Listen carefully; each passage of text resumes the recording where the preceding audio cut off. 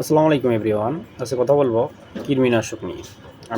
আপনি কতদিন পর পর কৃমিনাশক ওষুধ খেতে পারবো? কৃমিনাশকটা একটা বাচ্চার জন্মগ্রহণ করার 15 থেকে 16 মাসের মধ্যে তাকে কৃমিনাশক ওষুধ ডোজ দেওয়া যায়। এই অবস্থায় আপনি 6 মাস পর পর অবশ্যই দিতে হবে। আপনার বয়স 100 পর্যন্ত যদি থাকে তারপরও আপনি 6 মাস পর পর কৃমিনাশক ওষুধ অবশ্যই খেতে হবে। সেটা আপনি কীভাবে খাবেন? কৃমিনাশক ওষুধ না খেলে আপনার দেখবেন আপনি যে খাবারগুলো খাচ্ছেন সেটা কী করছে, আপনার কৃমি খেয়ে নিচ্ছে। আপনার খাবার খাচ্ছেন, শরীর দেখবেন রোগা পাতলা হচ্ছে, পেটের ভুঁড়ি বেড়ে যাচ্ছে। তারপরে দেখবেন আপনার যে শরীরে খাবার খাওয়ার কারণে রক্ত তৈরি হচ্ছে, সেই রক্তটাও কৃমি খেয়ে নিচ্ছে। তো আপনি এটাই বুঝবেন কীভাবে? দেখবেন আপনি চোখের এভাবে নিচে টান দিয়ে দেখবেন যে চোখের নিচে ফ্যাকাশে হয়ে যাচ্ছে, আর শরীর ফ্যাকাশে হয়ে যাচ্ছে।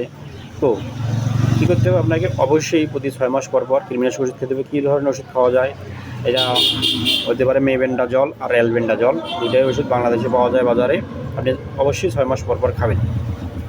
আর আপনি যদি আমার চ্যানেলে নতুন হয়ে থাকেন অবশ্যই লাইক দেবেন এবং সাবস্ক্রাইব বাটনে একটা চাপ দেবেন।